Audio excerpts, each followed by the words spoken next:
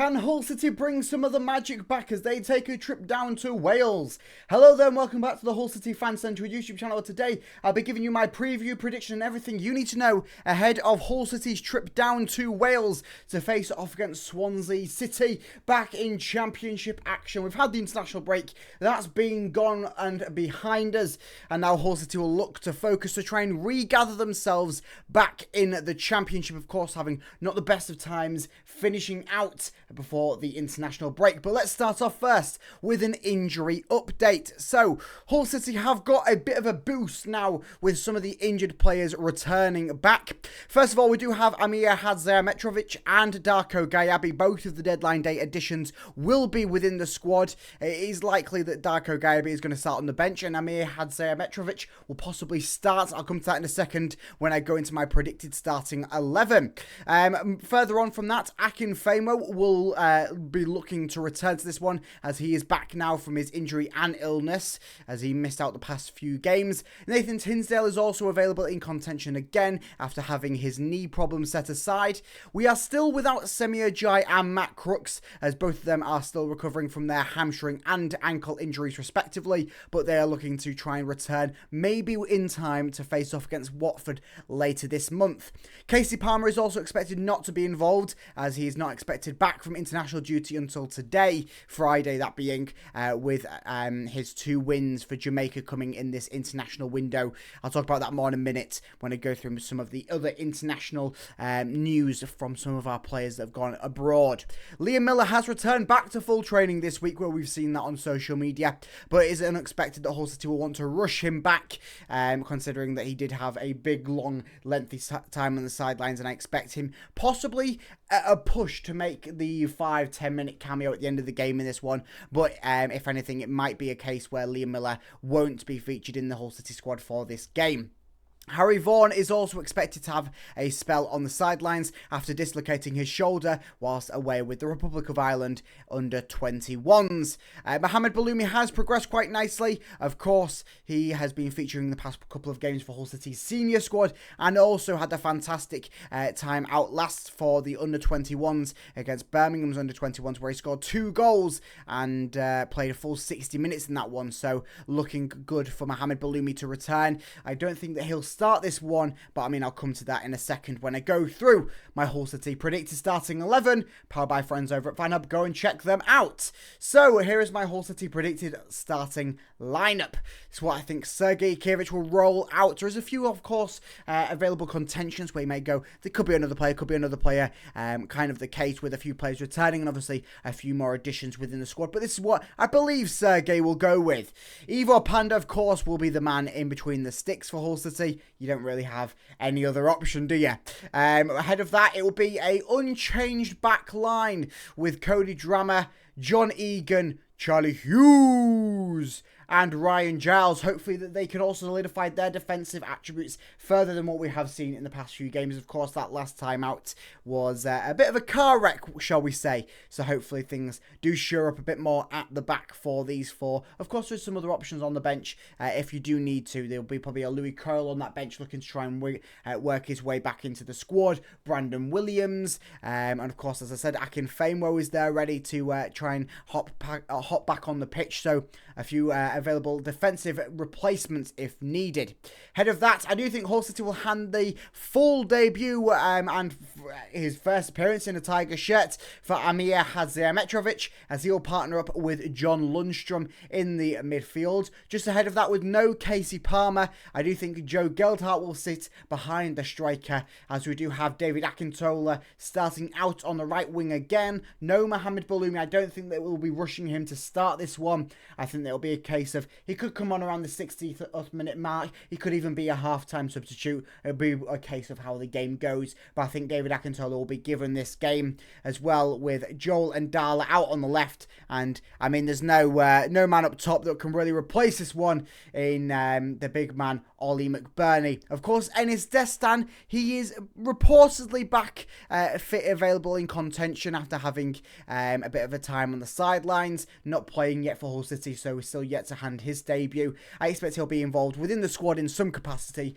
possibly on the bench for Enis Destan.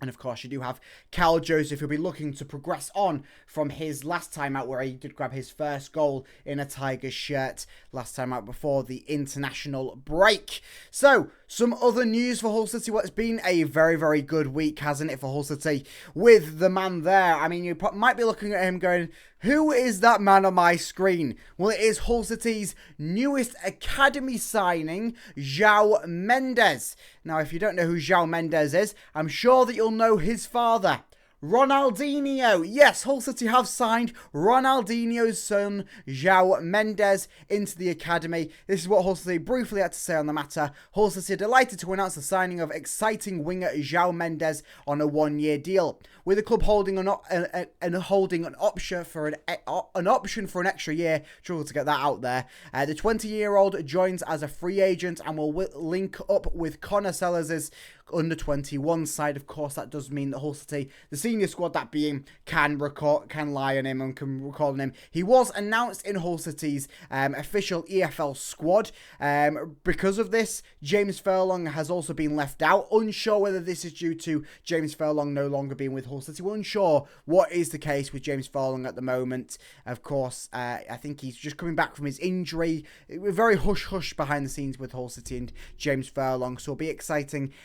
Not excited, but interested more, if anything, to see what is the future for James Furlong. But João Mendes does come in. Of course, he has got a bit of a pedigree with some different clubs that he's played for. Most recently, he was at Burnley, I think, last year, where he was with their under-21 side, and also made his debut for the Clarets in a 3-1 away win for Bristol City's under-21s a month after joining them. But I don't think he's yet to feature in a senior capacity for sort of a big footballing side, or if any side at all, if I'm just quickly glancing at his article here.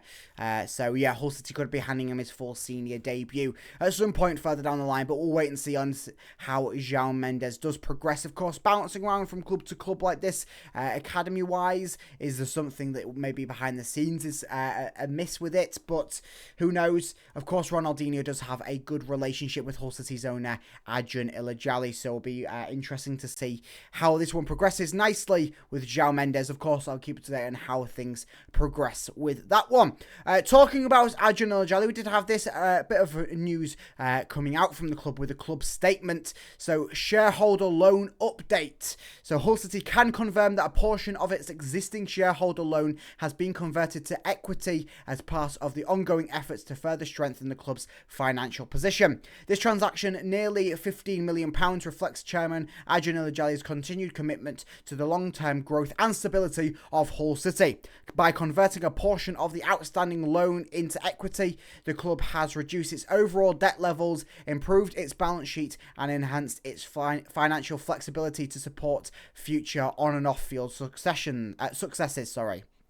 As always, we will continue to communicate with our supporters on all important matters at the club. Of course, it's a bit of housekeeping behind the scenes. We'll wait and see on how this sort of progresses into Hull City's future financial position. Of course, it's all well and good saying that there's £15 million more into the bank of Hull City, but what does that mean further down the line? We will only wait and see on that one. One final thing before we crack back into the preview into the Hull City game against Swansea City. Bit of an international breakdown. So, Casey Palmer, as of course I said, he went out with Jamaica, and he had a fantastic international break. 2 wins in the CONCACAF World Cup qualifiers against Bermuda and Trinidad and Tobago.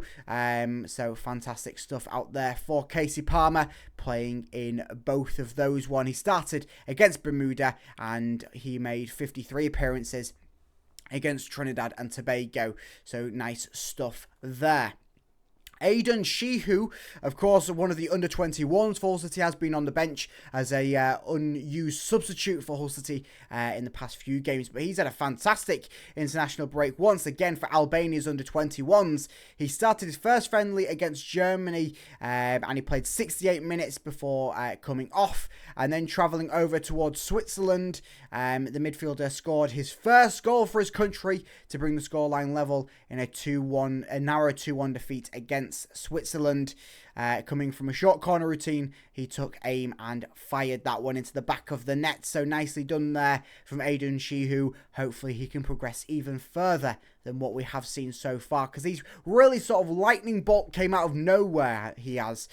So fantastic stuff. Hopefully he can progress quite nicely further on. Of course, we talked about Harry Vaughan being away with the Republic of Ireland under-21s, but so was Cathal McCarthy. The duo have both featured for Republic of Ireland's under-21s, with Cathal McCarthy making his debut for the under-21s age group.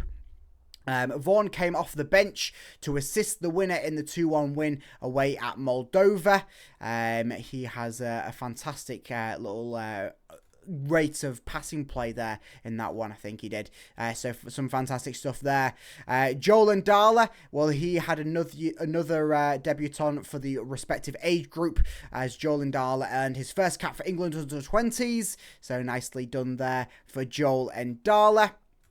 Moving on to Zach Jagielka, who earned his first cap for Wales' under-18s. In the last international camp, Zach Jagielka makes his first game for England for Wales' under-19s in a friendly fixture against Belgium. So nicely done there. Some good international breakdown from Hull City, showing you that it's not just some of the senior players, it's a lot of the youth players are getting out, respecting the countries, playing for their respective countries, sorry. It's very nice to see. So, last meetings between both sides. Well, Swansea have kind of had Hull City's number in recent appearances. Of course, last time out at the down at Swansea, we did lose 1-0. Before that was a 2-1 win at the MKM Stadium just before Christmas, and then time before that 1-0 loss at home in February of 2024 to Swansea. So form wise, heading into this one, well, Swansea are looking a little bit better than Hull City on the form table. Of course, two of them fixtures in there, the bottom one and then that draw against Plymouth, were both in the cup for Swansea as they have progressed through to the next round of the Carabao Cup. Of course, Hull City didn't have the best of times out just before the international break, losing 4-2 and 3-0. And of course, conceding them 2 goals against Oxford meant that Hull City had conceded a total of 9 goals in the last 3 games. Something that we certainly need to turn around. Heading over towards the table, of course, it's the table early on the season. It's always a fun thing to look at it, as 3 points, 1 win separates Hull City and Swansea, as 10 places in the table separate them. Of course, goal difference tells a bit of a different story, but Hull City, not horrible, just looking to try and get back on track, as we are looking out for one man in particular for Swansea, as it's Zan Vipontnik. He has had a fantastic past couple of games, really, for Swansea.